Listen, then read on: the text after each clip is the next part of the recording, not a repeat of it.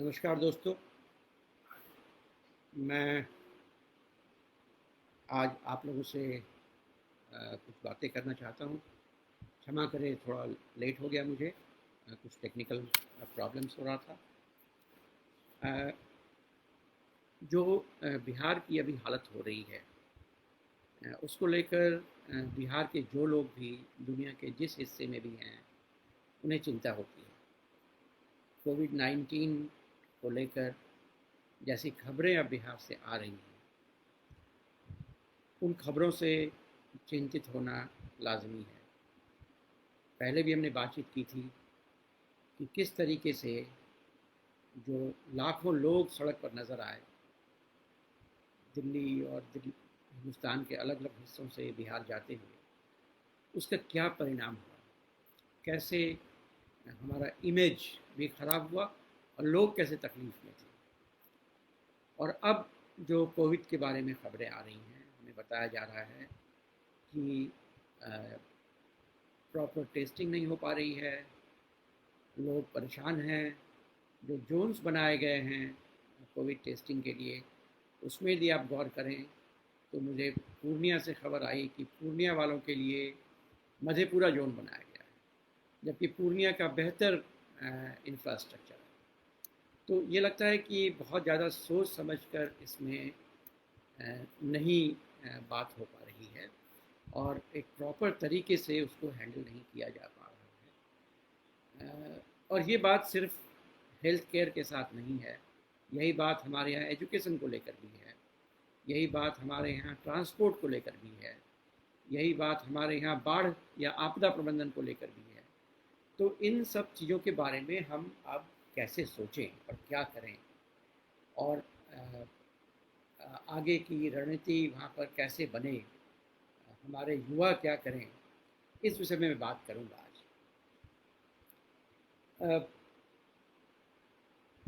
पूरा समाज, बिहार का जो समाज है, वो आमतौर पे ऐसा माना जाता है कि युवा समाज है। भारत दुनिया में एक युवा देश के बारे में माना जाता है, क्योंकि हमारी जनसंख्या, युवा जनसंख्या बहुत है, और उसमें भी बिहार में युवा जनसंख्या बहुत है। बिहार की जो युवा जनसंख्या है, वो समाज के बारे में, राजनीति के बारे में कैसे सोचे या कैसे उन्हें सोचना चाहिए, मैं इस विषय में थोड़ी बात करूँगा। पहली बात तो ये मान लें कि हमारा भविष्य, हम बिहार के लोग जो बिहार से बाहर रहते हैं या बिहार के अंदर रहते हैं, हम सब लोगों का भविष्य बिहार से जुड़ा हुआ है। अभी भी ऐसा नहीं हुआ है कि जो बिहार के लोग बाहर रह रहे हैं, उनका परिवार बिहार में नहीं रहता, चाहे वो अमेरिका में रहें, इंग्लैंड में रहें, चाहे जहाँ कहीं भी रहें, उन सब के परिवार के लोग बड़ी संख्या में अभी भी बिहार में रहते हैं। तो आप यदि बिहार के बारे में नहीं सोचेंगे तो आप उससे निजात नहीं पा सकते हैं। आप उस राज्य की कुव्यवस्था, दुर्व्यवस्था, सुव्यवस्था से निजात नहीं पा सकते। ये आपके लिए एक कंपल्सरी बात है कि आपको उस राज्य के बारे में सोचना चाहिए कि वहाँ क्या हो, कैसे।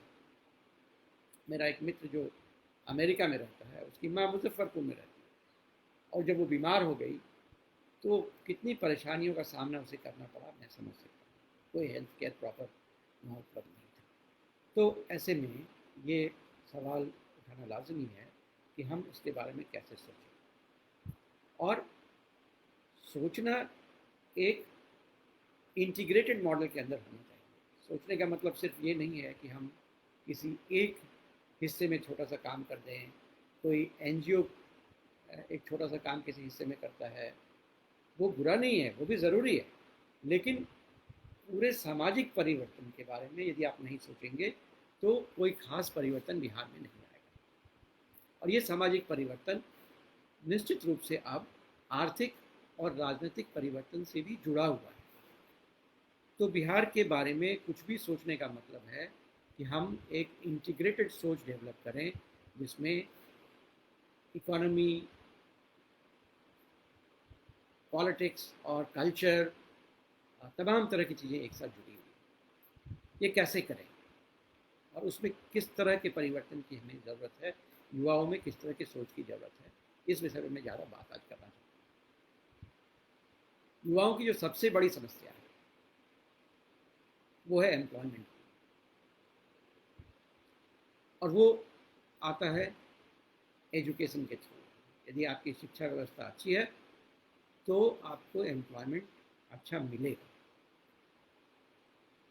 ये बात किसी से छुपी हुई नहीं है कि जो सरकारी शिक्षा व्यवस्था बिहार में है वो जिस तरह की शिक्षा देने में सक्षम है, उससे बड़ी संख्या में अनएम्प्लॉयबल यूथ हमारे यहाँ बन गए हैं। बड़ी संख्या में उनकी क्षमता इतनी विकसित नहीं हो पाई है कि वो बिहार या बिहार के बाहर आकर उस तरह की नौकरियों में जा सकें, उस तरह का काम कर सकें जिस तरह का काम बाकी राज्य के छात्र कर पा रहे हैं। और बड़ी संख्या में हमारे लोग इसलिए राज्य से बाहर शिक्षा के लिए जा भी रहे हैं। और कोविड-19 ने एक नई परिस्थिति हमारे सामने ला दी है कि अब कब तक ये संभव हो पाएगा कि हम अपने घरों से बाहर जाकर शिक्षा प्राप्त करें, मालूम नहीं है। क्या हम कर्नाटक जा पाएंगे इतनी बड़ी संख्या में? क्या हम कोटा जा पाएंगे इतनी बड़ी संख्या में?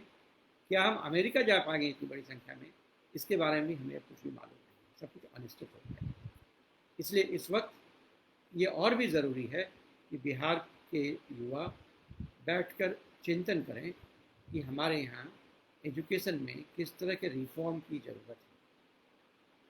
ठीक उसी तरह से अब तक हम धीरे धीरे बिहार में देख रहे थे कि प्राइवेट हेल्थ केयर सिस्टम पूरा डेवलप कर गया था। अच्छा था, बुरा था, मैं उस पर ज़्यादा कुछ नहीं कहूँगा। इतना ज़रूर कहूँगा कि आज से 30-40 साल पहले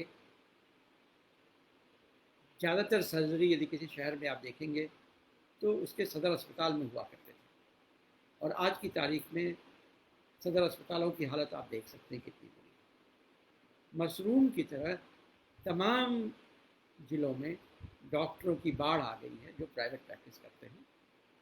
ये बुरी बात नहीं है प्राइवेट प्रैक्टिस करना, लेकिन उसके साथ साथ यदि आम लोगों के लिए आपके पास एक पब्लिक हेल्थ सिस्टम भी बना हुआ है तब तो ठीक है, फिर एक ऑप्शन आपको मिलता है कि हम इधर जाएं या उधर जाएं।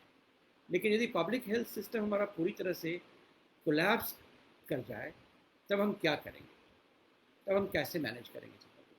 बिहार की अभी वही स्थिति है, और कोविड-19 ने पूरे भारत को ये बतला दिया है कि आपको अपने पब्लिक हेल्थ केयर सिस्टम को बहुत मजबूत करना पड़ेगा, और बिहार को खास करके पब्लिक हेल्थ सिस्टम को बहुत मजबूत करने की ज़रूरत है। इंडस्ट्रीज़ की हालत आप देख सकते हैं क्या है। आधे समय में बाढ़ होती है हमारे यहाँ, अब बाढ़ के कारण कोई इंडस्ट्री नहीं लग पाता है। बाढ़ को रोकने के लिए जो तरीके हमने अपनाए हैं वो तरीके पुराने हो गए हैं। हम बांध बांधते हैं, पानी ज़्यादा आता है, फिर बांध टूटता है, फिर दोनों तरफ के लोग बर्बाद होते हैं। हमारी नदियाँ उथली हो गई हैं, नदियाँ मर गई, सैकड़ों नदियाँ बिहार की खत्म हो चुकी हैं। हमारी संस्कृति में एक तरह से जो अभाव की संस्कृति होती है वैसा कुछ समा गया है। हम केवल अपने बारे में सोचना शुरू कर दिया है हमने, हम केवल सेल्फ इंटरेस्ट के बारे में सोचने लगे हैं। ये एक नई संस्कृति हमारे यहाँ 1980-90 के दशक से पनप रही थी और अब वो डोमिनेट हो गई। ये सब मैं इसलिए कह रहा हूँ कि युवाओं को अपने रोल के बारे में सोचने के पहले इन चीज़ों को अच्छी तरह से समझना होगा, क्योंकि हो ये रहा है कि जो लोग राजनीति में हैं, जो लोग राजनीति कर रहे हैं, जिनके भरोसे हमने राज्य को सौंप रखा है, और बिहार एक पिछड़ा राज्य है इस वक्त आर्थिक तौर पे, तो वहाँ राज्य का बड़ा दायित्व है कि उसके विकास में भी महत्वपूर्ण भूमिका अपनाए। जिन राजनीतिज्ञों को हमने दायित्व सौंप रखा है, हमें उनको भी समझने की ज़रूरत है, उनको भी खंगालने की ज़रूरत है, उनसे भी सवाल पूछने की ज़रूरत है। बशर्ते सवाल पूछना अपराध न मान लिया। क्या सवाल पूछना चाहिए, क्यों सवाल पूछने की जरूरत है? क्योंकि जो टैक्स हम देते हैं, जो रिसोर्सेज हमारे राज्य का है, जो रिसोर्सेज हमें केंद्र से मिलता है, ये राजनीतिक पार्टियां जो सत्ता में होती हैं उन रिसोर्सेज को मैनेज करती हैं। उनका मैनेजमेंट कैसा है, उनका विज़न क्या है, वो कैसे चीज़ों को देखते हैं, इसे हमें समझना बहुत ज़रूरी है।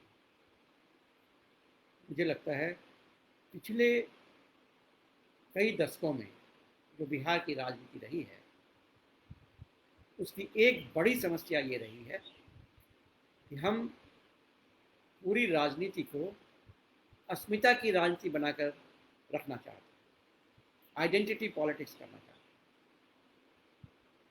और बिहार के संदर्भ में ये ज़्यादा जातिगत आइडेंटिटी पॉलिटिक्स है। हमें लगता है कि कुछ जातियों का समीकरण ठीक करके हम एक मेजॉरिटी कंस्ट्रक्ट कर लें और हम ये एज्यूम करके चलते हैं कि यदि किसी जाति का कोई कैंडिडेट है तो उस जाति के सारे लोग उसको वोट देंगे, और इस तरह से पूरी राजनीति हमारी जो है वो इन समीकरणों पर निर्भर करने लगी है। इसमें कोई बुराई मुझे नहीं लगती है, समीकरणों का होना कोई बड़ी बात नहीं है, समीकरण होते ही हैं राजनीति में। समस्या कहाँ आती है? समस्या जाति की भी नहीं होती है। समस्या तब आती है जब हम जाति को लेकर इतने अंधे हो जाते हैं कि हम सही और गलत का पहचान नहीं कर पाते। समस्या तब होती है जब हम राज्य के नीतियों को सभी लोगों के लिए नहीं बनाकर जातिगत आधार पर बनाने की कोशिश करते हैं। और एक बड़ी समस्या ये है कि जब भी हम ऐसी कोशिश करते हैं उसका परिणाम ये नहीं निकलता है कि उस खास जाति के लोगों को बहुत फ़ायदा हो जाए। होता इसमें यह है कि इस जाति के नाम पर राजनीति करने वाले जो लोग हैं, जिन्हें अमूमन लोग जाति के ठेकेदार की तरह कहा करते हैं, माना करते हैं, ये लोग इस पूरी राजनीति का फ़ायदा उठाकर जाते हैं। पूरी राजनीति फिर सिमट जाती है कुछ परिवारों में, कुछ लोगों में, कुछ समुदाय के कुछ एलिट्स में, जो इस तरह की राजनीति का फ़ायदा उठाते हैं। बात बहुत साधारण सी है। यदि आपसे मेरा कोई संपर्क नहीं है, यदि जनता से नेतृत्व का कोई संपर्क नहीं है, तो हम क्या करेंगे? जनता को आकर्षित करने के लिए हम क्या करेंगे अपनी ओर आकर्षित करने के लिए? तो कोई जो हमारा पुराना रिश्ता है उसको हम रिवाइव करेंगे। तो जाति का एक पुराना रिश्ता है, हम उसको रिवाइव करते हैं, जाति के नाम पे वोट मांगते हैं। दूसरा क्या करेंगे? फिर हम सभाओं में बार बालाओं को बुलाने लगेंगे। ये कितनी आश्चर्य की बात है, आप सोचिए जरा। एक राजनीतिक लीडर वहाँ पर बोलने आ रहे हैं, उसके पहले वहाँ पर एक डांस का प्रोग्राम आयोजित किया गया है। और किस लिए डांस का प्रोग्राम आयोजित किया गया है? कि लोग उससे आकर्षित होकर वहाँ आ जाएंगे। इसकी शुरुआत हुई थी राजनीतिज्ञों की सभाओं में फिल्म इंडस्ट्री के लोगों को बुलाने से, और इसके वो अब यहाँ तक पहुँच गया है कि अब आप कुछ ऐसे प्रसिद्ध डांसर्स को बुलाते हैं जिसे आप आइटम सॉन्ग गाने वाली लड़कियाँ कहते हैं।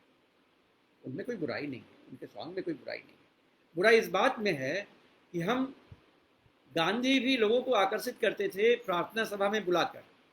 पहले प्रार्थना करते थे, फिर सभा होती थी। अब वो प्रार्थना खत्म हो गई है, उसके बदले हम इस तरह से लोगों को आकर्षित करने का प्रयास करते हैं। ऐसा क्यों करते हैं? क्योंकि हमारे नेतृत्व का आम जनों से संवाद खत्म हो गया। तो युवाओं को ये सवाल उठाना चाहिए कि जो राजनीतिज्ञ हमारे हैं उनका चाल चरित्र और चेहरा कैसा है। युवाओं को ये सवाल उठाना चाहिए कि आप सर्वजन सुखाय के लिए क्या कर रहे हैं। यदि जातियों का एक्सप्लॉयटेशन हो रहा है, हम समझते हैं ऐसा हमारा समाज है जहाँ जातिगत एक्सप्लॉयटेशन भी होता है, उससे डिनाई आप नहीं कर सकते हैं किसी की, और उस एक्सप्लॉयटेशन के खिलाफ लड़ाई होनी चाहिए। लेकिन उस लड़ाई का स्वरूप क्या होगा, उस लड़ाई का परिणाम क्या होगा, इसके बारे में भी सोचने की जरूरत है। क्योंकि ऐसा नहीं हो कि वो एक्सप्लॉयटेशन रह जाए और उस एक्सप्लॉयटेशन के खिलाफ, उस शोषण के खिलाफ झंडा बुलंद करने वाले जो नेता हैं वो केवल मुक्त हो जाएं, वो अपने ऊपर वाले क्लास में पहुंच जाए। ये ज़्यादा हो रहा है इस वक्त, आप देख सकते हैं। मेरे ख्याल से ये एक पब्लिक इंटरेस्ट लिटिगेशन होना चाहिए ये जानने के लिए कि जब किसी नेता ने राजनीति में प्रवेश किया तब से आज तक में उनके संपत्ति का क्या ब्यौरा है, किस समय में उनकी संपत्ति कितनी बढ़ गई, इसका पूरा ब्यौरा हमारे पास होना चाहिए। और इसमें मुझे कुछ कहने की ज़रूरत नहीं कि इसमें क्या हो रहा है। युवाओं को ऐसे सवाल उठाने की ज़रूरत है। युवाओं को जाति और धर्म से ऊपर उठ के राज्य की व्यवस्था के बारे में, सिटीजन के राइट्स के बारे में सोचने की जरूरत है। आप किसी धर्म के हैं, किसी जाति के हैं, आपका समाज है, आपके समाज के बीच धर्म और जाति को लेकर बहुत सारे रिश्ते बनते हैं। हालांकि अब वो रिश्ते भी टूटने लगे हैं। भारतीय युवा बहुत प्रोग्रेसिव है, आई मस्ट से, बहुत प्रोग्रेसिव है। अब जिस इंटरकास्ट मैरिज की बात कभी जात पात तोड़क मंडल किया करता था, जिसमें अंबेडकर को बुलाया गया था बात करने के लिए, और उन्होंने कहा था कि बाबा साहब ने कहा था कि ये जात पात तोड़क मंडल से काम नहीं चलेगा, हमें उसको सामूल नष्ट करना पड़ेगा। अब वो बातें हमारे लिए नहीं रह गई। अब तो बहुत चीज़ें खुल गई, बहुत कुछ बदला है और बहुत कुछ बदलने की ज़रूरत भी है। लेकिन वो बदलाव कैसे आएगा? वो बदलाव तभी आएगा जब हम न्याय संगत ढंग से राजनीति करेंगे। दिक्कत ये हो रही है कि जब धर्म और जाति की राजनीति, या यूँ कहें अस्मिताओं की राजनीति हम करते हैं, तो हम न्याय संगत राजनीति नहीं करते। न्याय संगत राजनीति का नहीं होना समाज के लिए बहुत बड़ा अभिशाप हो सकता है। दो कारणों से अभिशाप हो सकता है।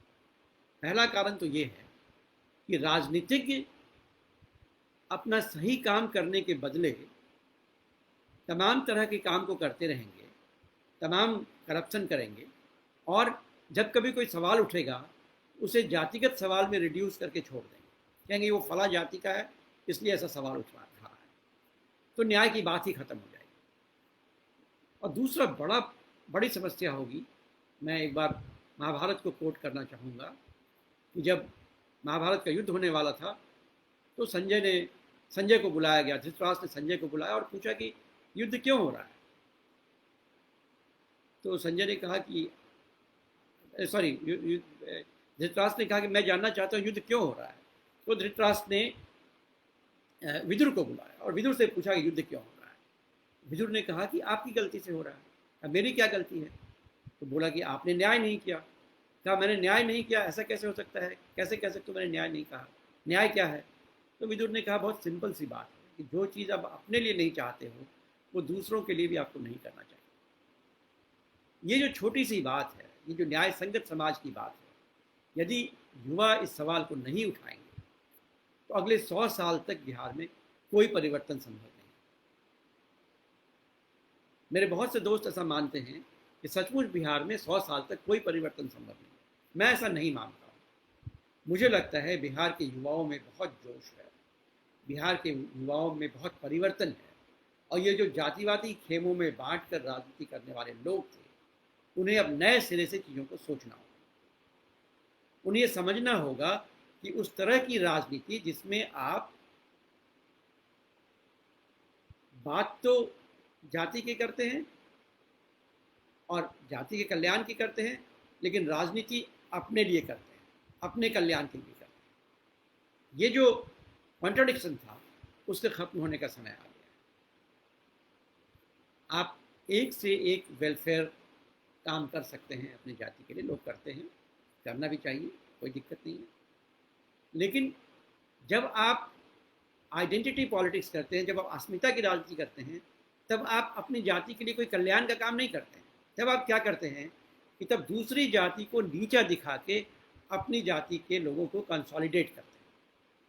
इसलिए आप क्या करते हैं कि बहुत सारी गालियाँ बनाते हैं, बहुत सारे स्लोगन सुनाते हैं, बहुत सारे ऐसी बातें कहते हैं ताकि आप एक अदर क्रिएट कर सकें, एक दूसरा क्रिएट कर सकें, और फिर जो आपके लोग हैं जिनके बीच में बड़ा कॉन्ट्रडिक्शन है, उस कॉन्ट्रडिक्शन को आप खत्म कर सकें। जैसे यदि जातियों के अंदर उपजातियां हैं, जातियों के कुछ खास लोगों ने सारे फायदे ले लिए हैं, और ये सवाल यदि उठाया जाएगा तो कहेंगे जाति तोड़ने की बात हो रही है। यदि जातियों के अंदर इनइक्वालिटी है, आर्थिक इनइक्वालिटी है, उस पर कोई सवाल उठाया जाएगा तो कहेंगे जाति तोड़ने की बात हो रही है। तो ये लिमिटेशन है इस तरह की राजनीति का। और जो बिहार का युवा वर्ग है उसको अपने भविष्य के बारे में सोचना चाहिए।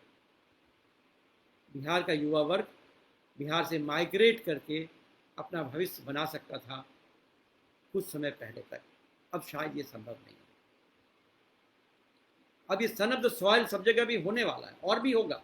इसके पहले भी हमने देखा था, मुंबई में बिहारियों के खिलाफ आंदोलन हुआ था।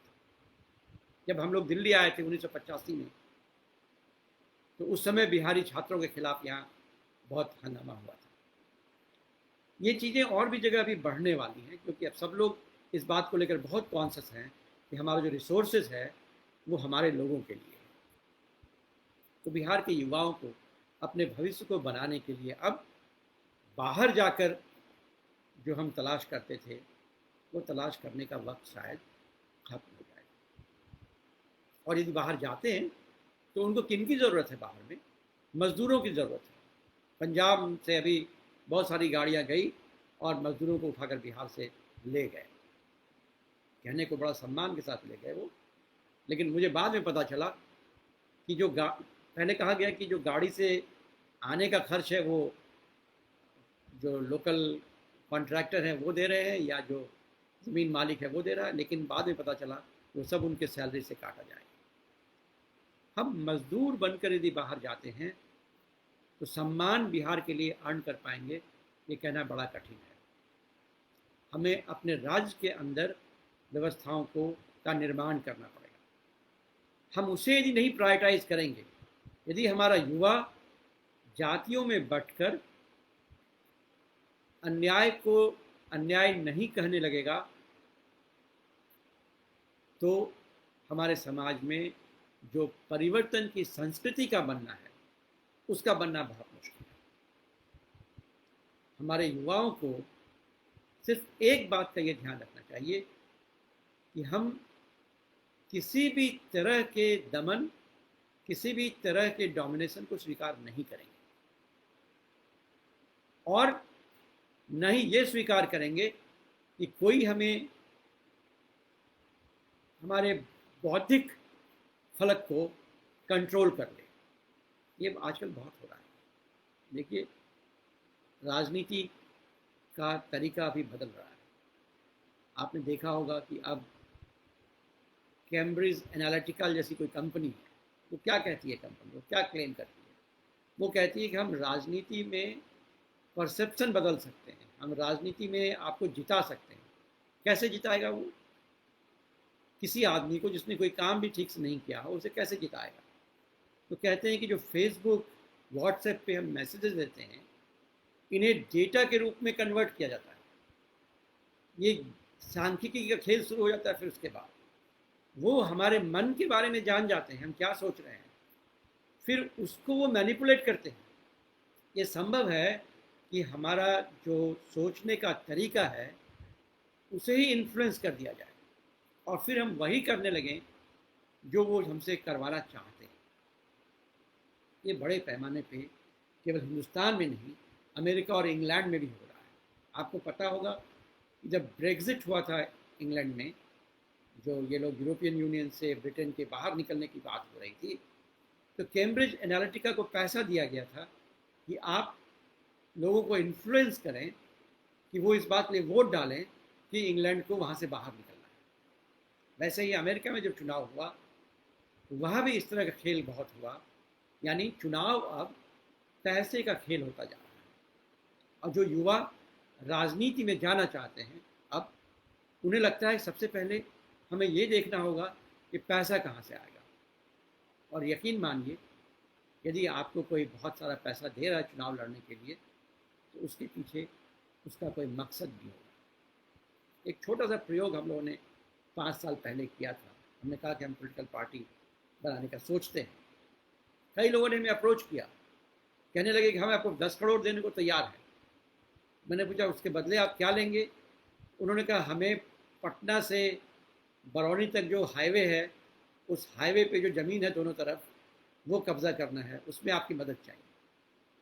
तो ये जो राजनीति का स्वरूप अभी बदला है, यदि युवाओं को राज्य का भविष्य तय करना है तो इस राजनीति के स्वरूप को समझना होगा। और इस राजनीति के स्वरूप में जो अस्मिता की राजनीति है, उसका बड़ा योगदान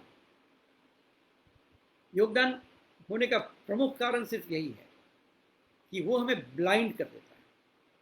हमें न्याय और अन्याय के बीच में अंतर करना नहीं आने लगता है। एक तरह का इसे कहते हैं कॉग्निटिव डैमेज हो जाता है। चाहे वो हिंदू मुस्लिम की अस्मिता की राजनीति हो, चाहे वो जातिगत अस्मिता की राजनीति हो, चाहे वो राज्यों की अस्मिता की राजनीति हो, चाहे वो लैंग्वेज की अस्मिता की राजनीति हो। अस्मिता की राजनीति जो आइडेंटिटी की पॉलिटिक्स है, इस पॉलिटिक्स की बड़ी समस्या ये है कि हम समस्याओं के मूल में नहीं पहुंच पाते। हम केवल ऊपरी तौर पर ये देखते हैं कि ये आदमी हमारे कौम का है, हमारी जाति का है, तो हमसे नज़दीक है और ये हमारे काम आएगा। एक छोटी सी कहानी मैं आपको सुनाता हूँ। एक बार किसी गांव में हंसों का एक जोड़ा आकर रात में विश्राम करने लगा। सुबह कहीं से निकलना था तो पूरा गांव खाली था। गांव में उल्लू की बहुत बोलने की आवाज़ आ रही थी। तो हंस ने हंसने से कहा कि लगता है इस गांव में जितने लोग थे सब उल्लू के डर से या उल्लू की आवाज़ से भाग खड़े हुए। सुबह हुई तो उल्लू ने कहा ये हंसनी जो है मेरी पत्नी है। हंस ने कहा कैसी बात कर रहे हो, ये तो हंसनी है, तुम उल्लू हो। उसने कहा मैंने कह दिया तो कह दिया। तो बड़ा हंगामा हुआ। फिर उन्हें पंचायत बुलाई गई। पंचों ने आपस में मशविरा किया कि देखो हंस तो चला जाएगा, उल्लू तो यहीं रहेगा, झेलना तो हमें उल्लू को है, इसीलिए उल्लू के पक्ष में निर्णय देना ठीक रहेगा। और पंचों ने निर्णय दिया कि उल्लू बिल्कुल ठीक कह रहा है कि ये हंसनी जो है उसकी पत्नी है। मीटिंग खत्म हो गई। तब हंस रोता हुआ पूछा हंस ने कि क्यों ऐसा कर रहे हो भाई? तो उसने कहा कि मैं इसलिए कर रहा हूँ कि रात भर तुम ये कहते रहे कि उल्लू की आवाज़ के चलते लोग भाग के चले गए यहाँ से। ऐसा नहीं है। यहाँ से जो लोग भागे हैं इन पंचों के कारण भागे हैं। ऐसे जो पंच हैं, जो प्रेमचंद के पंच परमेश्वर से बिल्कुल अलग हैं, जो लोग सही और गलत के बीच का अंतर नहीं समझते हैं और या उनके अंदर कहने की क्षमता नहीं है, उनके द्वारा क्रिएट की गई ये समस्या है। बिहार की समस्या भी मुझे कुछ ऐसी ही समस्या लगी और इसीलिए इन तमाम जो हमारे कमिटमेंट्स हैं, चाहे वो परिवार का कमिटमेंट हो, चाहे जाति का कमिटमेंट हो, गांव का कमिटमेंट हो, संस्कृति का कमिटमेंट हो, इन तमाम कमिटमेंट से ऊपर हमें एक चीज़ के साथ कमिटमेंट रखना होगा, वह है न्याय के प्रति कमिटमेंट। हम अन्याय न करेंगे, न अन्याय का हिस्सा होंगे, न ही अन्याय होने देंगे। यदि ये कमिटमेंट युवा बिहार का कर सके तो मुझे लगता है कि हम बेहतर तरीके से राज्य की संस्कृति को बदल सकते हैं, राजनीति को बदल सकते हैं। और बिहार की राजनीति का बदलाव वहाँ की अर्थनीति के बदलाव के लिए भी ज़रूरी है। आर्थिक विकास भी तभी संभव है जब आपका स्टेट वेल गवर्नड हो, जब लोग वहाँ इन्वेस्ट करना चाहें। मुझे याद है 15 साल पहले जब रजीम बदला था तो मैंने लोगों से पूछा था दिल्ली में कि क्या आप बिहार में इन्वेस्ट करना चाहते हैं? तो बहुत देर तक वो सुनते रहे कि किस तरह का इन्वेस्टमेंट किया जाना चाहिए, क्या होना चाहिए, कुछ सलाह भी वो देते रहे। फिर मैंने पूछा क्या आप इन्वेस्ट करना चाहेंगे? उन्होंने कहा नहीं, मैं तो इतनी बात सुन ले रहा हूँ आपकी कि इन्वेस्ट किया जा सकता है बिहार में, यही काफ़ी है, ये जो परिवर्तन आया है इसलिए इतनी बात मैं सुन भी रहा हूँ, मैं वो भी नहीं सुनता। तो बिहार में यदि आपको नए प्रयोग करने हैं, इंडस्ट्रीज लाने हैं, बिहार के इकोनॉमी को डेवलप करना है, एग्रीकल्चर में नए प्रयोग लाने हैं। इन तमाम चीज़ों के लिए ज़रूरी ये है कि बिहार का गवर्नेंस ठीक हो। ये ज़रूरी ये है एक न्यायपूर्ण शासन वहाँ बने, और इसीलिए युवाओं का ये बड़ा दायित्व है इसमें कि वो सवाल करें, अपने ही नेतृत्व से सवाल करें, जिस नेता के साथ भी, जिस राजनीतिक पार्टी के साथ भी जुड़े हुए हों, जिस ग्रुप से भी जुड़े हुए हों, वहाँ ये सवाल ज़रूर उठाएं कि ये न्याय का पक्ष ले रहे हैं आप या अन्याय कर रहे हैं। न्याय अन्याय को समझना कोई बड़ी बात नहीं है। आप 3 चीज़ों को याद रखें। पहली बात तो जो मैंने बताई आपको कि जो आप अपने लिए नहीं चाहते हैं वो दूसरों के लिए नहीं चाहें। ये महाभारत में विदुर ने कहा है धृतराष्ट्र को। दूसरी बात है तो गांधी कहते हैं कि जब भी कोई काम आप करने जाते हो, सिर्फ इतनी सी बात सोच लो कि आपके काम से समाज के आखिरी आदमी को क्या फ़ायदा हो सकता है। यदि ऐसा कुछ हो सकता है तो आप ज़रूर करें। एक बार इस बात पे आप ज़रूर सोच लें कि आप आखिरी आदमी के लिए कितने फ़ायदेमंद हो सकते हैं।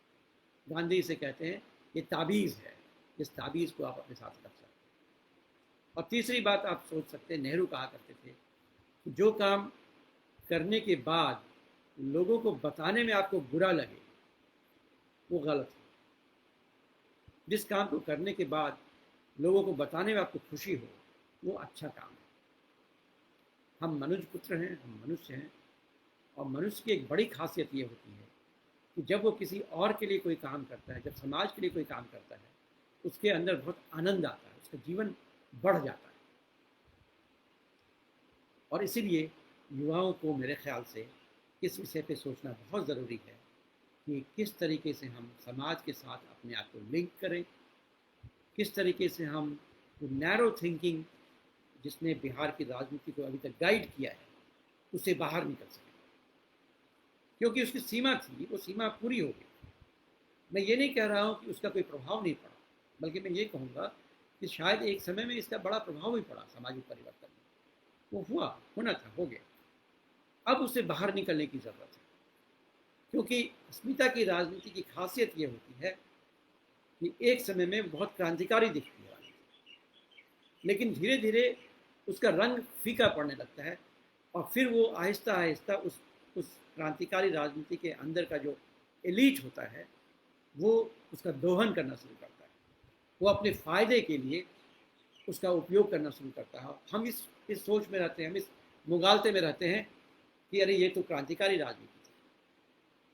तो हमें लगता है उस क्रांतिकारी राजनीति को जब बरकरार रखना चाहते हैं तो सामाजिक परिवर्तन के दायित्व को उठाना पड़ेगा, और सामाजिक परिवर्तन का दायित्व जब उठाएंगे तब कोई छोटी बात से काम नहीं चलने वाला। तब फिर एक विशाल फलक पे आपको सोचना होगा, अपने नैरो इंटरेस्ट से बाहर निकलकर बड़े इंटरेस्ट के बारे में सोचना होगा, पूरे राज्य के बारे में सोचना होगा। ये आप अच्छी तरह से समझ लें कि जब तक हमारे राज्य की राजनीति ठीक नहीं होगी, हमारे राज्य की अर्थनीति ठीक नहीं होगी, हमारे राज्य का सामाजिक व्यवस्था नहीं बदलेगी, तब तक हम सिर्फ व्यक्तिगत बदलाव करके कुछ भी नहीं कर सकते। यदि हम केवल व्यक्तिगत रूप से धनी होकर सोचते हैं कि हमारा जीवन बिहार में सुखी हो जाएगा, यदि व्यक्तिगत रूप से बहुत अच्छे होकर हम सोचते हैं कि हमारा जीवन बिहार में सुखी हो जाएगा, तो गलतफहमी है।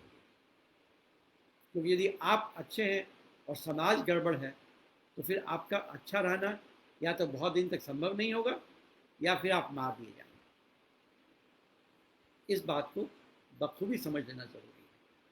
इसीलिए व्यक्तिगत परिवर्तन से ही सब कुछ होना संभव नहीं है। लोगों को एक साथ मिलकर एक कॉमन गुड की बात करनी चाहिए, सार्वजनिक हित की बात करनी चाहिए। कॉमन गुड बहुत महत्वपूर्ण बात है। यदि हम अपने एक्शंस को, यही गांधी कह रहे हैं ना, कि यदि अपने एक्शंस को हम कॉमन गुड के हिसाब से लेकर चलें कि सामाजिक हित किसमें है, तो चीज़ें बदल सकती हैं। और इसीलिए मेरा अनुरोध है युवाओं से कि सोचने के तरीके पर काम करना शुरू करें, विमर्श करें, बातचीत करें, खुलकर बातचीत करें। जो भी एंग्जाइटीज़ हैं उसे खुलकर बात करें। नहीं तो क्या होने वाला है कि हमारा समाज अभी अभावग्रस्त होने वाला है और भी अभावग्रस्त होगा, अभी तो हुआ है, लेकिन जो कोविड-19 के बाद अभाव बढ़ेगा उससे हमारे समाज में हिंसा बढ़ सकती है। हमें बहुत सचेत रहने की ज़रूरत है, क्योंकि मनोवैज्ञानिक तौर पर हम बहुत एंग्जाइटी से गुजर रहे हैं। नौकरियां खत्म हो रही हैं, लाखों नौकरियां खत्म हो रही हैं, नौकरियों को मिलने की उम्मीद नहीं रह गई है। लोगों ने कितना कितना पैसा पढ़ने में लगाया है और नौकरियां उनको नहीं मिलेंगी। जो हमारा जीवन स्तर अभी है वो जीवन स्तर उससे नीचे जाएगा। ये बात मैं नहीं कह रहा हूँ, तमाम अर्थशास्त्री भी कह रहे हैं कि उसी जीवन स्तर को बनाए रखने के लिए जितनी आमदनी है हमें चाहिए वो अभी अगले कुछ सालों तक संभव नहीं हो पाएगी आमदनी। तो फिर ऐसे में क्या होगा कि जो हमारे अंदर एंग्जाइटीज़ पैदा होंगे, जो एग्रेशन हमारे अंदर आएगा, वो एग्रेशन कई रूपों में बाहर निकलेगा। एक तो ये भी हो सकता है एग्रेशन बाहर ना निकले तो फिर मेंटल हेल्थ का इशू आएगा, हम एंग्जाइटी में रहेंगे, लगातार नींद नहीं आने लगेगी हमें। दूसरा ये होगा कि डोमेस्टिक वायलेंस बढ़ सकता है, हम अपने चाहने वाले लोगों पर ही वायलेंस करने लगे, आपस में झगड़े करने लगे, भाई भाई में झगड़ा होने लगे। और तीसरा ये हो सकता है जो सामाजिक समूह हैं उसमें झगड़ा होने लगे और उसमें वायलेंस बढ़ जाए। इस बात की बहुत संभावना बढ़ रही है। इसीलिए ये ज़रूरी है कि जो बिहार के युवा हैं वो इन बातों को समझें और इन परिस्थितियों में हम कैसे अपना बचाव करें, समाज का बचाव करें, इसके बीच सामंजस्य कैसे स्थापित करें, ये करने की ज़रूरत है।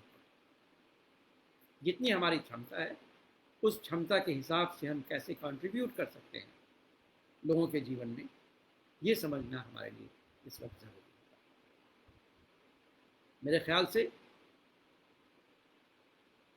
मुझे ऐसा लगता है कि बिहार की राजनीति बदलने वाली है। कैसे बदलेगी, क्या होगा, ये पिक्चर तो भी साफ नज़र नहीं आ रहा है। बहुत से प्लेयर्स अभी मैदान में आए हैं, अपनी अपनी बातों को लोगों तक लेकर जा रहे हैं।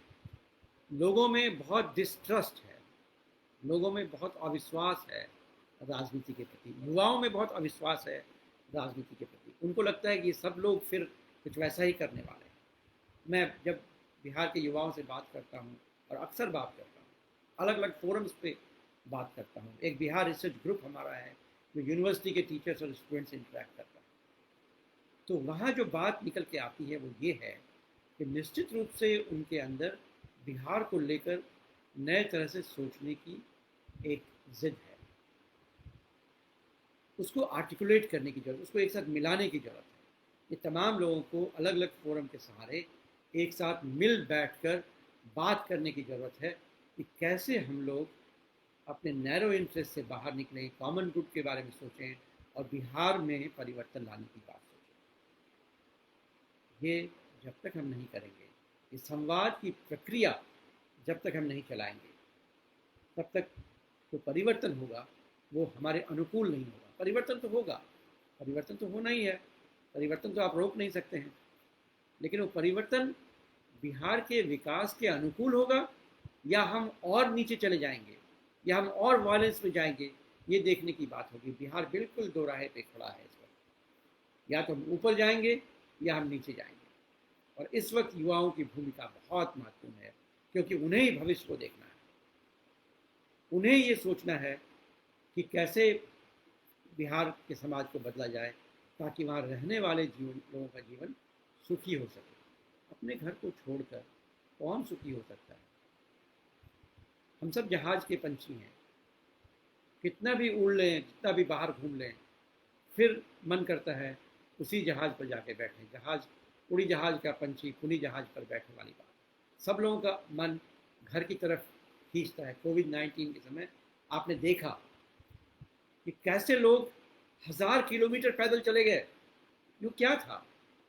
इन समस्याओं का समाधान यहाँ हो सकता था, भोजन वोजन मिल जाता। मुझे लगता है जाने का जो बड़ा कारण था वो आर्थिक नहीं था, वो बड़ा कारण जो था वो इमोशनल था, एक इमोशनल लिंक था। कई लोगों ने मुझे कहा कि देखो भाई, खाना पीना तो यहाँ मिल जाएगा किसी न किसी तरह से, ये मुझे पता है, लेकिन मैं यहाँ मरना नहीं चाहता हूँ, मैं अपने गाँव में जाके मरना चाहता हूँ। ये जो हमारा इमोशनल कनेक्ट है उस राज्य के साथ। वो बार बार हमें खींचता है कि वहाँ कुछ परिवर्तन होना चाहिए, वहाँ कुछ परिवर्तन होना चाहिए। मैं आह्वान करता हूँ युवाओं को कि आप आएँ, सवाल पूछें राजनीतिज्ञों से, परिवर्तन करें उनके अंदर भी। इतना सवाल पूछें उनसे कि वो जवाब देते देते थक जाएं, आपका सवाल ख़त्म नहीं हो। और आपके सवाल इस बात से जुड़े हों कि कॉमन गुड कैसे होगा, कैसे हमारा यूनिवर्सिटी ठीक होगा, कैसे हमारा हेल्थ केयर सिस्टम ठीक होगा, कैसे यहाँ अमन चैन होगा, कैसे हमारे फसल की कीमत सही मिलेगी किसानों को, कैसे हमारा जो इनपुट कॉस्ट है खेतों में वो ठीक होगा, कैसे हम नए इंडस्ट्रीज को लगा पाएँ। क्यों नहीं बिहार .com का सेंटर हो सकता है, क्यों नहीं बिहार बड़े एजुकेशन का सेंटर हो सकता है। मुझे ये बात समझ नहीं आती है, क्यों नहीं हो सकता है, क्यों नहीं ऐसा हो सकता है कि बिहार के एजुकेशनल इंस्टीट्यूशंस इतने वाइब्रेंट हो जाएं, इतने अच्छे हो जाएं कि लोग बाहर से बिहार पढ़ने आए और रिसोर्सेज लेकर आए। ये कोई नई बात नहीं है हमारे लिए, बिहार ने देखा है ऐसा इतिहास। मैं अभी विक्रमशिला विश्वविद्यालय के बारे में पढ़ रहा था, प्रोफेसर आर के चौधरी की किताब। कहते हैं कि तिब्बत से 6 साल तक एक एक करके लोग आते थे एक व्यक्ति को रिक्वेस्ट करने के लिए कि आप तिब्बत चलें, हमें पढ़ा दें। 6 साल के बाद उसने निर्णय लिया कि ठीक है, मैं जाने को तैयार हूँ। पूरी दुनिया इस वक्त बुद्धिज़्म को लेकर बहुत आसान्वित है। ये जो संकट है उसमें बुद्धिज़्म उसमें बहुत सारा हल दे सकता है। लेकिन जो भूमि है बुद्धिज़्म की, जहाँ बुद्धिज़्म का इतना बड़ा स्टेट कायम हुआ, वहाँ हम उसके बारे में बात ही नहीं करते। तो मुझे लगता है कि युवाओं को जमा होने की ज़रूरत है, संवाद करने की ज़रूरत है आपस में, नैरो इंटरेस्ट से बाहर निकल के संवाद करने की ज़रूरत है, और सामाजिक परिवर्तन के लिए वो संवाद हो, और सामाजिक परिवर्तन को लिंक करें हम राजनीतिक परिवर्तन और आर्थिक परिवर्तन के साथ। मुझे लगता है कि कुछ सवाल भी हैं।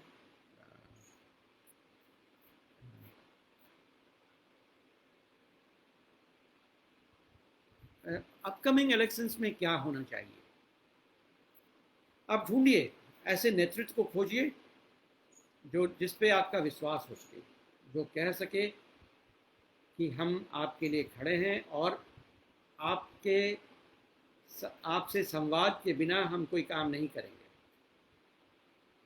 केवल ऐसे नेतृत्व पर मत बिलीव कीजिए जो आपसे ये कहे कि आप मेरी जाति को हो इसलिए मुझे वोट दे दो, आप मेरे धर्म के हो इसलिए मुझे वोट दे दो। ऐसा आदमी आपको धोखा देगा पक्का, क्योंकि उसने कोई वादा ही नहीं किया है। वादा उनसे लो, आप मुझे बताओ कि आने के बाद आप यहाँ की आर्थिक व्यवस्था में क्या परिवर्तन लाओगे। हम समझ सकते हैं, हम मूर्ख नहीं हैं, हम समझ सकते हैं कि आप क्या परिवर्तन लाओगे। आप हमें बताओ कि आपके पास एजुकेशन को ठीक करने की क्या योजना है, कोई योजना है या नहीं है। इन सवालों को आप पूछिए और राजनीति में हिस्सा लीजिए, जिस भी कैपेसिटी से हो, जैसे भी हो। राजनीति समाज का एक महायज्ञ है, उसमें आपका हिस्सा लेना बहुत ज़रूरी है, क्योंकि यदि राजनीति सब कुछ निर्धारित करती है तो हमें राजनीति को निर्धारित करने का पूरा अधिकार है, और ये हमारा दायित्व है कि हम राजनीति को निर्धारित करें कि उसकी दिशा क्या होगी। मैं फिर एक बार रिपीट कर रहा हूँ कि बिहार बिल्कुल दोराहे पे खड़ा है। आप मेरी बात को गांठ बांध के रख लो। ये संभव है कि बिहार बहुत ऊपर चला जाए, ये संभव है कि बिहार बहुत नीचे चला जाए। जो एंग्जाइटी अब बिहार में हो रहा है, जो वायलेंस की संभावना मैं देख रहा हूँ, पता नहीं आपको दिख रहा है कि नहीं दिख रहा है, लेकिन मुझे बिल्कुल दिख रहा है। यदि हमने कुछ नहीं किया, यदि बिहार के युवाओं ने नए तरीके से सोचना शुरू नहीं किया, परिवर्तन की बात नहीं की, राजनीतिक परिवर्तन नहीं लाया उन्होंने, तो आने वाला समय बिहार के लिए परेशान हो सकता है। बिल्कुल मुझे लगता है कि सरकार सिर्फ कुर्सी पर बैठकर जब हमें भूल जाती है तो समस्याएं शुरू होती हैं। सरकार के साथ लगातार संवाद कैसे रखा जाए, ये बहुत ज़रूरी है। और मैं ये कहना चाहता हूँ कि दरबार लगा के संवाद नहीं होता है। जब जनता दरबार जो होती है, दरबार तो दरबार है, दरबार में संवाद थोड़ी होता है। दरबार में तो आप अपने आका से कुछ मांगते हो और वो आपको देता है। दरबार लगाने की ज़रूरत ही नहीं होनी चाहिए। दरबार क्यों लगाएंगे? सिस्टम ऐसा परफेक्ट होना चाहिए कि आपकी जो समस्याएं हैं उसका समाधान सही जगह पे हो जाए। अभी क्या हो रहा है, आपकी समस्या का समाधान ब्लॉक में नहीं हो रहा, आप चीफ मिनिस्टर के पास दरबार में हाजिर होते हो, कहते हो हुजूर मेरे साथ ये प्रॉब्लम हो गई। अरे ऐसा क्यों होगा? समस्याओं का समाधान सही जगह पर हो। अब नहीं हो तो उसके लिए रिस्पॉन्सिबिलिटी फिक्स की जाए, कौन जिम्मेदार है इसके लिए, और युवाओं को उसमें आगे बढ़ के देखना होगा, उसको लोकेट करना पड़ेगा। अब तो आपके पास बहुत सारे तकनीक हैं। आप अपने गांव में यदि काम ठीक से नहीं हुआ है, सीधा फेसबुक से लाइव कर सकते हैं, उनकी हालत ख़राब हो सकती है। अभी मैंने देखा कि एयरपोर्ट बनाने के लिए, दरभंगा में एयरपोर्ट के लिए युवाओं ने एक पूरा कैंपेन चलाया, ट्विटर पे कैंपेन चलाया, और सरकार को उसको रिस्पॉन्ड करना पड़ा। तो आपके पास अब बहुत सारे तकनीक हैं कि आप लोगों से जुड़ सकते हैं, संवाद कर सकते हैं, कैंपेन कर सकते हैं, सरकार को इसके लिए फोर्स कर सकते हैं कि वो सामने निकल के बताए कि वो क्या कर रही है। जैसे अभी कोविड-19 का समय है, मैं अपील करूंगा सरकार से कि वो हमें बताए कि उनकी योजना क्या है, वो कैसे कर रहे हैं, उनकी आर्थिक नीति क्या है, उनका हॉस्पिटल मैनेजमेंट कैसा है, कितना खर्च वो कर रहे हैं हॉस्पिटल मैनेजमेंट के ऊपर, टेस्टिंग किट कहाँ से ले रहे हैं, उस टेस्टिंग किट की ऑथेंटिसिटी क्या है। ये तमाम चीज़ें सरकार को हमें बतानी चाहिए। मैंने कुछ लेख लिखे थे एक बांध के बारे में। अब किसी को मालूम नहीं ये बांध क्यों बनाया गया।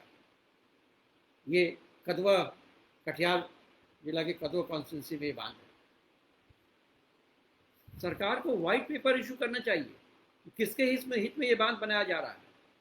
जब मैंने थोड़ा रिसर्च किया तो मुझे पता चला ये बहुत पुरानी योजना थी, किसी के हित में नहीं है, लेकिन चूंकि उसमें बहुत खर्च होता है, उस खर्च का एक हिस्सा उस ऐसे लोगों को मिलता है जो उसमें लगे हुए हैं, तो इसीलिए वो बांध बना दिया जाता है। हर बार 2000 करोड़ खर्च होगा, उसमें से जो भी 85% या 75% या 30% जो भी निकलता हो वो निकल के ऐसे लोगों के हिस्से में चला जाएगा। ये बड़ा दुर्भाग्यपूर्ण बात है। तो हमें सरकारों को फोर्स करना चाहिए इस बात के लिए कि वो हमें बताएं कि हम क्या कर रहे हैं और कैसे कर रहे हैं। ये ट्रांसपेरेंसी हमारे यहाँ होना बहुत ज़रूरी है। जो मुझे खबर है, पता नहीं कि मैं सही हूँ या गलत हूँ, इस पर बहुत शोध मैंने नहीं किया है, लेकिन ये तो तय है कि हमने वर्ल्ड बैंक से बहुत बड़े पैमाने पे पैसा ले रखा है, कर्ज ले रखा है। ये लोन है हमारे, और वो लोन हम कैसे चुकाएंगे, क्या हमारे पास कोई योजना है ऐसी, ये समझना ज़रूरी, ये पूछना ज़रूरी है कि उस लोन का इंटरेस्ट रेट क्या होगा, और हम उस लोन को कैसे वापस करेंगे वर्ल्ड बैंक को। क्यों हमने लिया था वर्ल्ड बैंक से लोन, उस लोन लेने के पीछे हमारा मकसद क्या था, हमने कैसे नेगोशिएट किया, ये तमाम चीज़ें हमें बतानी चाहिए। यदि ये लोन सरकार ने लिया है तो लोन हमारे ऊपर है, आम जनता, बिहार की आम जनता के ऊपर आज कर्ज है वर्ल्ड बैंक का।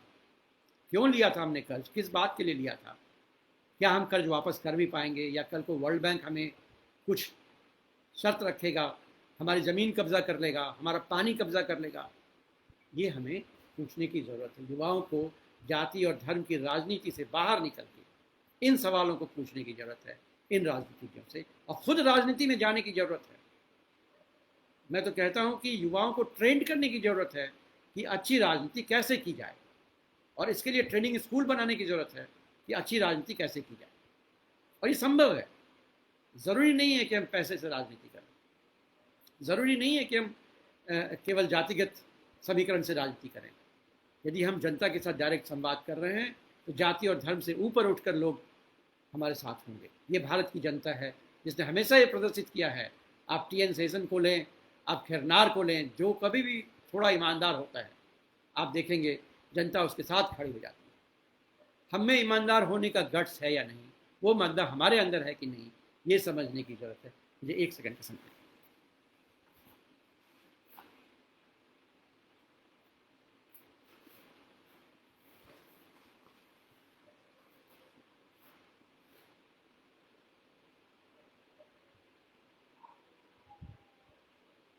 30-40% upper caste of Bihar is working as security personnel in Delhi, Mumbai, but not ready to work in Bihar? ये सवाल उठाया जा सकता है, बहुत लाजमी सवाल है कि क्यों नहीं वर्क करना चाहते।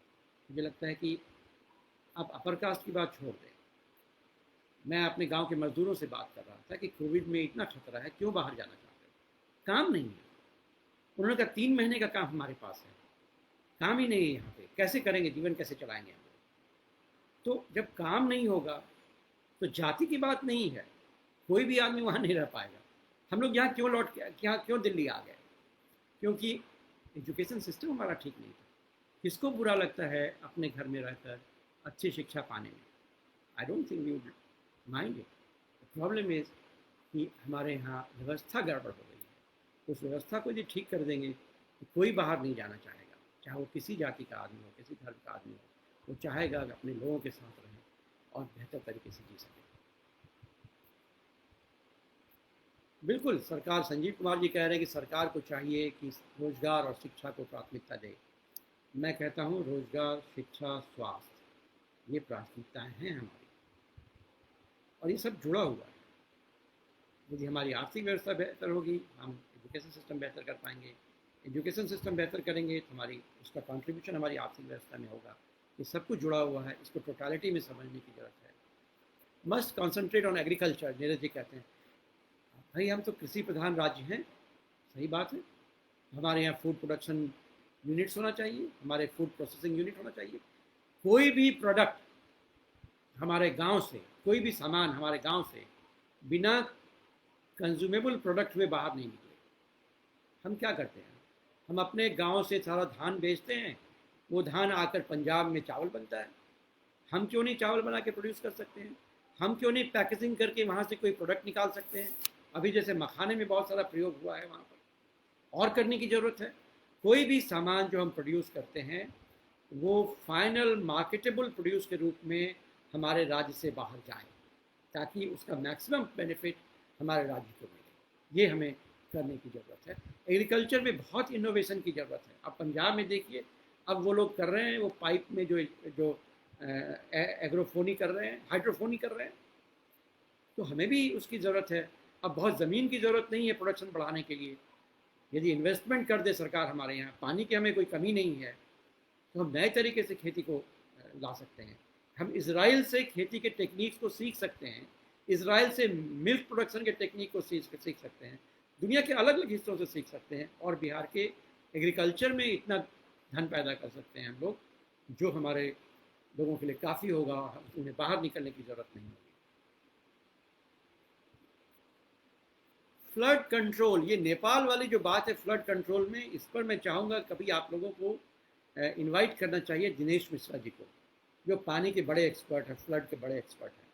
मैं तो उतना बड़ा एक्सपर्ट फ्लड का नहीं हूँ, मुझे कुछ ज़्यादा मालूम नहीं है, लेकिन वो कहते हैं कि ये जो नेपाल वाला मुद्दा है ये भी आर्टिफिशियल मुद्दा है, ये कोई महत्वपूर्ण मुद्दा नहीं है।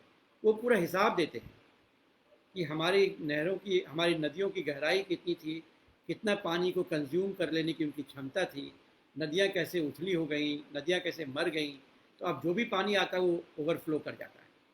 जब तक उन नदियों को, ये हमारा जो इलाका है बिहार का एक बहुत बड़ा हिस्सा जो है वो नदियों से बना हुआ हिस्सा है, और यदि वो उथली हो जाती हैं तो ओबियसली पानी बाहर निकलने लगेगा। तो ये हमें नए तरीके से सोचने की ज़रूरत है। इसलिए मैं आग्रह करूँगा कि कभी आप उनको ज़रूर बुलाएं और उससे बातचीत करें। Politician bureaucrats are less interested in development, ये बिल्कुल सही बात है। मैं तो कहता हूँ कि बिहार की समस्या के लिए बिहार के ब्यूरोक्रेट्स बहुत जिम्मेदार हैं, और मैं बड़ा खुल के इस बात को कहता हूँ। भाई बिहार में पॉलिटिशियन को सही सलाह देने वाले कौन लोग हैं, किनकी हिम्मत है? वहाँ पर एकेडमिशियंस लगभग ख़त्म हो गए हैं, क्योंकि आपने यूनिवर्सिटीज़ में एम्प्लॉयमेंट नहीं किया है, हज़ारों सीट्स खाली हैं, और यदि हैं भी लोग तो आपने उसको इस तरीके से फंसा रखा है कि जैसे वो कुछ बोलेंगे आप उनके खिलाफ कोई एक्शन ले लेंगे। बचे ब्यूरोक्रेट्स, जिनको थोड़ा आइडिया होता है कि क्या चल रहा है, क्या होना चाहिए। तो ब्यूरोक्रेट्स की ये हालत है कि जो भी राजनीतिक, जो भी सत्ता में आते हैं लोग, ये उनकी जी हजूरी में लग जाते हैं। ये उनको सलाह देने की क्षमता नहीं रखते, जो वो कहते हैं उसको इम्प्लीमेंट करने में लगे रहते हैं। बिहार के ब्यूरोक्रेसी से हमें बहुत शिकायत है इस बात को लेकर। भाई अंग्रेज़ों का ब्यूरोक्रेट्स बेहतर था, जिस इलाके में होता था उस इलाके के बारे में बहुत कुछ लिखता था और बड़ा इंडिपेंडेंटली लिखता था। आप बताइए बिहार के कितने ब्यूरोक्रेट्स हैं जिन्होंने जिस इलाके में वो पोस्टेड रहे उसके बारे में कोई ऐसा ज्ञान प्रोड्यूस करके हमें दिया। आपदा प्रबंधन में आप 6 साल काम किए, आपको चाहिए था कि आप हमें आपदा प्रबंधन के बारे में पॉपुलर कंजम्पशन के लिए एक डॉक्यूमेंट निकाल के देते। देखो आप समझो ये प्रॉब्लम हो रहा है। तो बिहार के ब्यूरोक्रेट्स की तो बड़ी समस्या है, इसमें कोई शक नहीं। और वो फिर छोटी छोटी सुविधाओं के लिए वो राजनीतिज्ञों के आसपास घूमते हैं, बल्कि जब आप किसी ब्यूरोक्रेटिक सर्किल में बैठेंगे तो जो बाहर दूसरे राज्यों के ब्यूरोक्रेट्स हैं वो बिहार के ब्यूरोक्रेट्स का भी बहुत मजाक उड़ाते हैं। वो कहते हैं आपके पास तो कुछ है ही नहीं करने के लिए।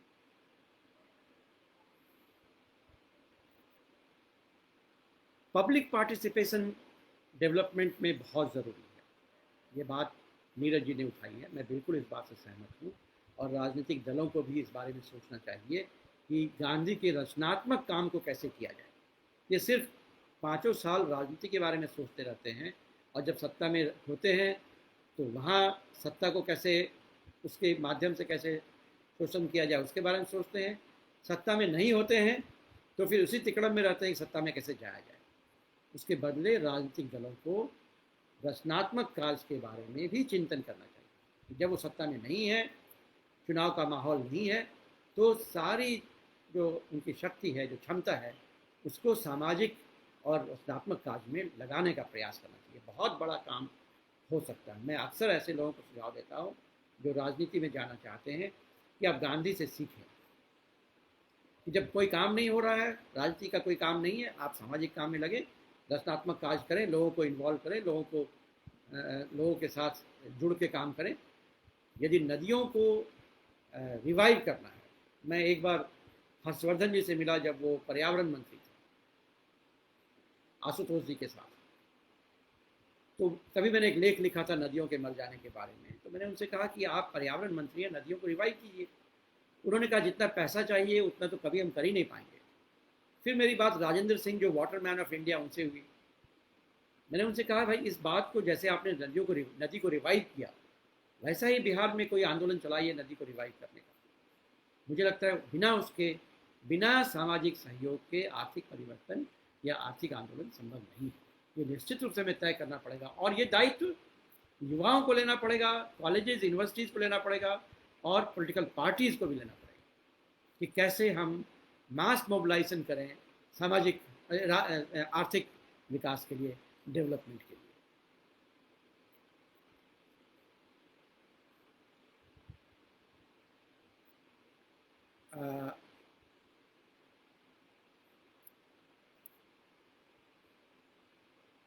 Yes, tourist circle, Neeraj ji एक बहुत अच्छा सवाल उठाया इन्होंने। फिर ये टूरिस्ट सर्किल होना चाहिए। देखिए बिहार में टूरिज़्म का बहुत बड़ा काम हो सकता है। मैं 5 मिनट इस पर आपका लूँगा कि देखिए सिर्फ मिथिला के बारे में आप यदि सोचें तो मिथिला में हज़ारों साल से ज्ञान परंपराएं पली हैं, बढ़ी हैं। उन ज्ञान परंपराओं का अध्ययन दुनिया के अनेक हिस्सों में हो रहा है मिथिला को छोड़कर। यूनिवर्सिटीज़ में भी वहाँ नहीं हो रहा, मैं गया वहाँ फील्ड वर्क करने, यूनिवर्सिटीज़ में उसकी पढ़ाई नहीं हो रही है। यदि हम उसको जोड़ें अंतर्राष्ट्रीय जगत के साथ तो बहुत से लोग आकर वहाँ पर पढ़ना चाहेंगे। क्या हम वैसा फिर से क्रिएट कर सकते हैं? आप पूरा बुद्धिस्ट सर्किट के बारे में आप जान रहे हैं, जानकी सर्किट के बारे में जान रहे हैं। मतलब बिहार तो हब था अनेक तरह के धर्मों के उदय का। अभी आज ही किसी ने मुझे बताया कि आरा में एक बहुत बड़ी जैन लाइब्रेरी है जहाँ रेयर टेक्स्ट पड़े हुए हैं। बताइए, हमें इसका ज्ञान भी नहीं है। आपको मैं बताऊं कि एक पुस्तकालय मेरे ख्याल से विक्रम में के आसपास कहीं मिला। कैसे पता चला उस पुस्तकालय का?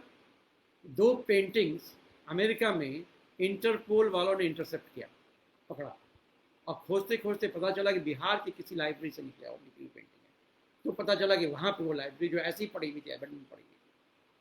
फिर बड़ा हंगामा हुआ तो सरकार ने उसको अभी टेक ओवर किया, उसका मैनेजमेंट अभी करने का कोशिश कर रही है। इतने रिसोर्सेज हमारे पास पड़े हुए हैं। बिहार में 6000 पुस्तकालय थे, अभी 600 पुस्तकालय भी एक्टिव नहीं है। अभी हम लोग एक योजना बना रहे हैं कि पुस्तकालयों की यात्रा की जाए और देखा जाए कि कैसे चल रहा है, कैसे कनेक्ट किया जाए समाज के साथ उसको। तो इन चीज़ों की बहुत ही ज़रूरत है, इस तरह के सर्किट की बहुत ज़रूरत है।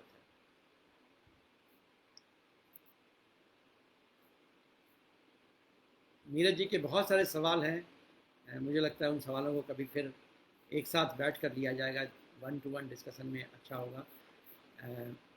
आखिरी बात एक मैं अब 2 मिनट और कह के ख़त्म करूँगा कि जो पार्टियां बन रही हैं, सब लोग भारतीय सब लोग पार्टी है, इनको अपने बारे में नए तरीके से सोचना पड़ेगा। पार्टियां क्या होती हैं, पार्टियों का सिद्धांत क्या है, कैसे पार्टियों का उदय हुआ था, पार्टियां बनी कैसे थी, किस लिए बनी थी, और पार्टियों का स्वरूप क्या होना चाहिए, इसके बारे में भी चिंतन की ज़रूरत है। और फिर मैं कहूँगा कि हमें गांधी से सीखने की ज़रूरत है। कि आप देखिए, गांधी एक पार्टी चला रहे थे, कांग्रेस पार्टी चला रहे थे, आंदोलन चल रहा था। उस आंदोलन में कैसे वो बहुत तरह का काम कर रहे थे, सामाजिक सुधार का भी काम कर रहे हैं, आर्थिक विकास का भी काम कर रहे हैं।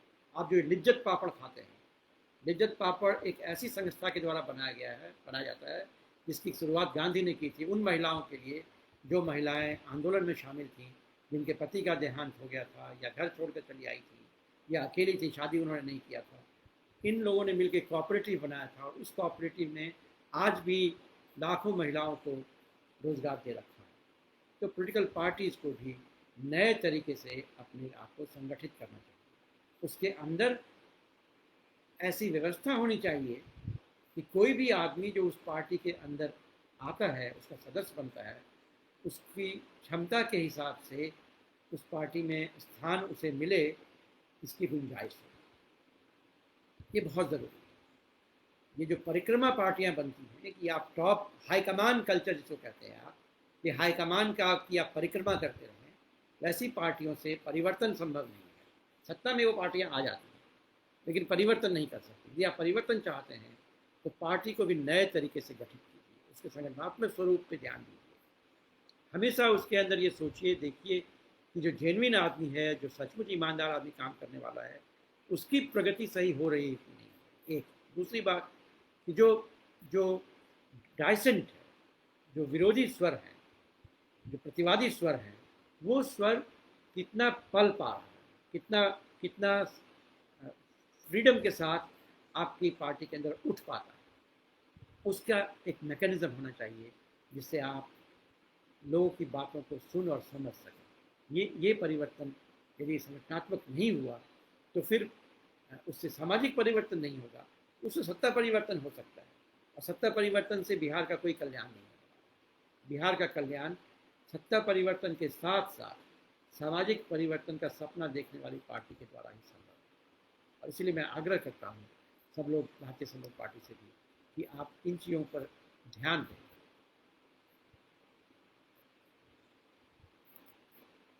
मैं अब अपनी बातचीत को यहीं ख़त्म करना चाहूँगा। मुझे लगता है काफ़ी समय हो गया। बहुत बहुत धन्यवाद। मैं फिर आप लोगों से मिलूँगा। ऐसे कई विषयों पे मैं आप लोगों से रूबरू होना चाहूँगा, बातचीत करना चाहूँगा।